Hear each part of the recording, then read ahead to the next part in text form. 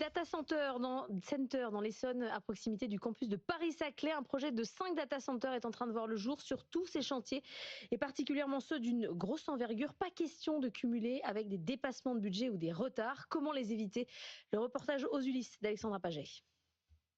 Derrière moi, le premier des 5 chantiers de construction de data center prévus ici.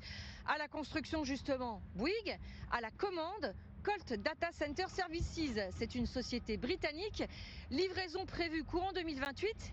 Si tout va bien. Alors, pour maîtriser ce budget à plus de 2 milliards d'euros, Colt s'est adjoint les services d'économistes de la construction indépendants dès la phase de conception du projet, expliqué dit Olivier, son directeur du développement. Avant même de lancer la construction, essayer de cadrer au maximum les risques pour pouvoir cadrer le budget de construction dans le meilleur scénario, mais également dans le pire des scénarios, pour pouvoir avoir une fourchette de budget qui soit connue dès le départ. D'autant que les plannings sont de plus en plus serrés. Dans l'industrie des data centers, on est pressé.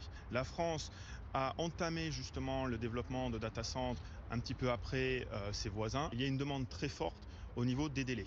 Et un chantier comme celui-ci peut réserver bien des surprises, à commencer par des événements climatiques de plus en plus fréquents, des inondations par exemple, ou des besoins nouveaux. C'est la mission de Mathieu Lamy, économiste de la construction et dirigeant du groupe RLB, de les anticiper, de les chiffrer et de renégocier les prix. Ce qui peut arriver, c'est qu'il y ait des intempéries, ce qui parfois peut générer des petits dérapages de planning. Il peut arriver également qu'il y ait des problèmes avec les fournisseurs, puisque les équipements parfois sont en flux tendu. On est sur des équipements qui sont rares, qui sont difficiles.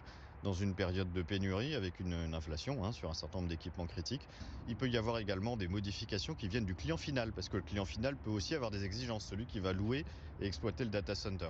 L'action d'un économiste de la construction sur un chantier de cette taille est un réel gain de temps et d'argent. En général, l'économie de l'ordre de 10%. Pour 1 euro d'honoraire, on a 10 euros d'économie à peu près.